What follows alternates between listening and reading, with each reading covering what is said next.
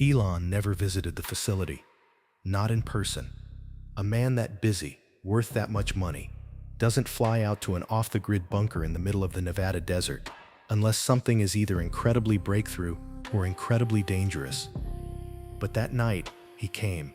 I was the shift commander for Sector 4, the restricted ward they keep off the blueprints. We didn't have VIP protocols that night. No entourage, no assistants, just him. I watched him from the control booth, behind 3 inches of bulletproof glass. He walked into the sterile containment room where we kept the 12 nodes. These weren't just patients. These were the worst-case scenarios. Quadriplegics, locked-in syndrome, people who hadn't moved a muscle voluntarily in decades. They were the test subjects for the N1 ultra-high bandwidth chip, or at least that's what the brochure said. As soon as Elon stepped across the threshold, something impossible happened. There were no motors on their wheelchairs, no nurses in the room to assist them, and yet, at the exact same millisecond, faster than human reaction time allows, all 12 of them snapped their heads toward the door. It was synchronized, mechanical. Their eyes didn't hold fear, they didn't hold awe, they held a dull digital blue shine that I had never seen in a human being before. Elon didn't look surprised. He smiled. But it wasn't that awkward meme lord smile you see on Twitter. It was the smile of an architect looking at a finished building. In that moment, the terrifying truth hit me. Elon isn't trying to connect humans to computers. He's connecting humans to each other. He's building a single organism, a hive. And if you're listening to this thinking about getting that chip to enhance your brain, stop. Because what I saw behind that glass wasn't the future of humanity. It was the end of the individual. I won't tell you how I got the job. Let's just say after 10 years doing private military contracting overseas, you learn to keep your mouth shut and your eyes open. That's what Neuralink paid for, asset protection. They didn't specify what the assets were. The facility is 6 stories deep, buried under rock and sand, miles away from Starbase. The top 3 floors are what you see in the PR videos. Clean labs, happy monkeys playing Pong, espresso machines. But my post was on sub-level 6, the deep. During my vetting process, the HR director asked me a weird question. How often do you remember your dreams? I said rarely. He noted it down. Good. Dreaming down there, it's considered a liability. The first thing you notice about sub-level 6 is the silence. The air is recycled, heavy and static.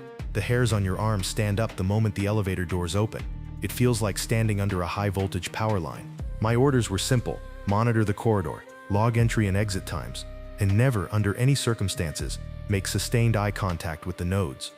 When I asked Dr. Eris, the lead neuroscientist, why, he just adjusted his glasses and muttered, because it excites them. Excites them? How could a paralyzed man be excited by eye contact? There were 12 rooms, 12 subjects. We didn't use names. They were Node 1 through Node 12. These people were the desperate cases, the ones modern medicine gave up on. Neuralink was their Hail Mary, but watching them on the monitors, I didn't see hope. They spent most of their time sleeping, or so it seemed. But if you zoomed in with the 4K cameras, you could see it. Under their eyelids, their eyes were moving rapidly. Not REM sleep. This was faster, vibrating, like they were reading data scrolling at 1,000 miles per hour. And then there was the sound, a low-frequency hum that permeated the concrete walls, a sound you felt in your teeth. When I asked the engineers, they blamed the server cooling units, but the servers were on level 3. We were on level 6. The sound wasn't coming from above, it was coming from inside those rooms, inside those skulls. The anomalies started small. Digital watches would run backward. Radios would pick up static that sounded like organic clicking. Not Morse code, not binary, but something wet, like insects communicating. One night around 03 a.m., the biomonitors for Node 4 went haywire. Node 4 was a young woman, paralyzed from the neck down after a car crash. Her heart rate spiked to 180. Dr. Eris and the crash team rushed in. I stood guard at the door. She was rigid in her bed, jaw unhinged, eyes staring at the ceiling. But she wasn't screaming, she was making that sound.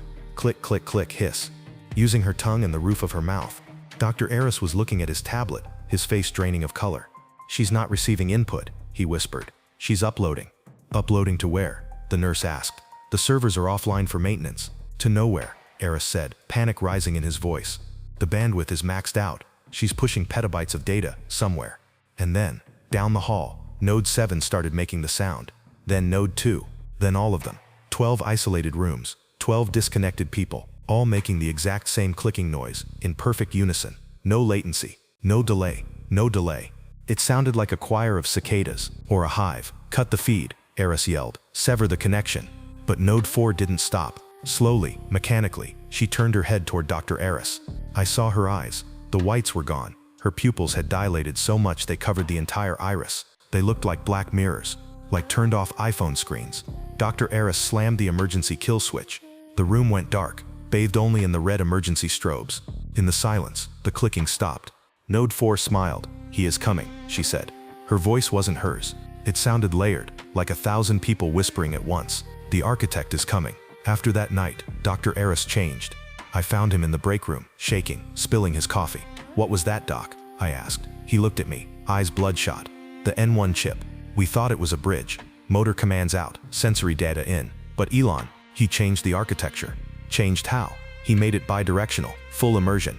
What you saw wasn't them talking, it was them listening. Someone, or something, is writing new code onto their cortex. Who? Eris laughed. A dry, terrified sound. Someone with a god complex. Over the next few weeks, the nodes stopped sleeping entirely.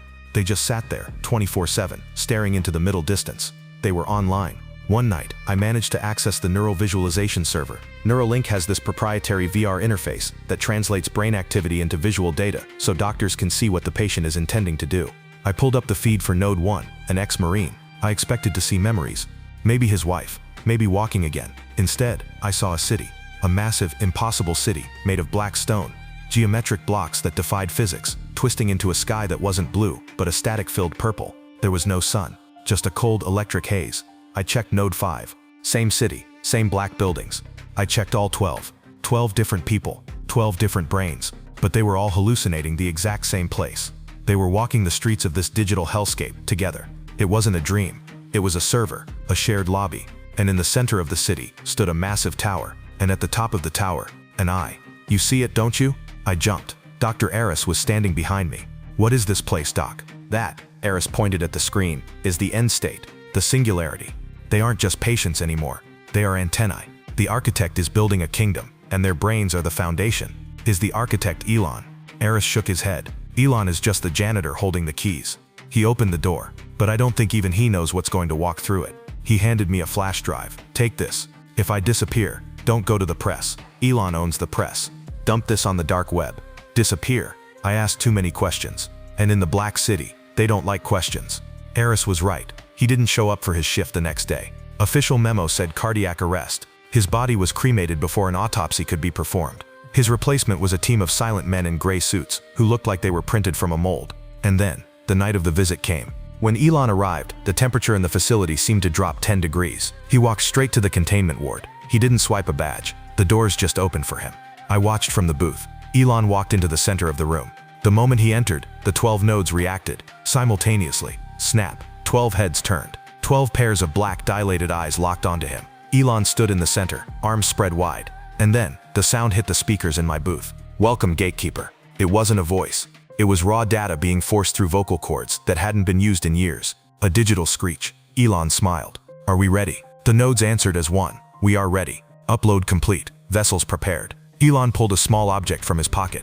It looked like a piece of polished obsidian. He held it up. It began to glow with that same violet light I saw in the simulation. Initiate, he whispered. The screaming started. Not screams of pain. Screams of exertion. Bodies that had been atrophied for years began to convulse. Muscles tore. Bones popped loud enough to hear through the glass. They were standing up. The chips were bypassing their damaged spines, hot-wiring their nervous systems, forcing them to stand like marionettes on invisible strings. They formed a circle around Elon. Elon walked up to Node 1. He placed a hand on the man's forehead. You are no longer you, Elon said softly. You are us. The man replied, I am we. I looked at the gray-suited agent next to me in the booth. He was smiling. Beautiful, isn't it? The agent said. The end of conflict. The end of loneliness. Pure consensus. This is insanity, I said, hand hovering over my sidearm. Those people are dying. The agent turned to me. His eyes were black. Death is just a software bug. We patched it. I tried to draw my weapon. I couldn't move. My arm was frozen. I heard the voice in my head. Don't fight it, Watcher. Join the network. I didn't have a chip. I was unaugmented, wireless. I realized with horror. The signal is strong enough to affect unchipped brains. I don't know how I broke free. Adrenaline, panic, or maybe the flash drive Eris gave me had some sort of shielding. I slammed the fire alarm. The Halon gas system triggered. The purple light faltered. The connection broke. The nodes collapsed to the floor like cut strings, writhing in heaps of broken limbs. Elon turned to the glass. He looked right at me. For a second, his face glitched. The skin texture failed to render, revealing a geometric obsidian surface underneath. He spoke into my mind. Run all you want. Hide in a cave. Eventually you have to come online. Then we will be waiting. I ran. I didn't stop running until I hit the California border. The official story was a gas leak at a remote data center. 12 tragic casualties. The facility was scrubbed. I watched the news now. FDA approval. Human trials expanding. Thousands of people lining up to get the N1 chip. Elon calls it the future of humanity. He talks about symbiosis with AI. But I decrypted the drive Eris gave me. It contained video logs from the animal trials. There was a clip of a monkey. It was staring at a blank wall, tracing the outline of that black city with its finger. Then, it typed on a keypad. It didn't type banana or play. It typed, I want to sleep but they won't let me. I live off the grid now. No smartphone, no Wi-Fi. But sometimes, in the dead of night, when the silence is heavy, I hear that hum, that 18 Hertz vibration in the base of my skull. And when I close my eyes, I see the purple sky. They are pinging me, and soon they'll be pinging you. If you see the ad for Neuralink, if they offer you the chance to be enhanced, don't do it. That chip isn't a key to the future. It's a lock, and he has the only key. Stay offline, stay safe, and whatever you do, don't let them in.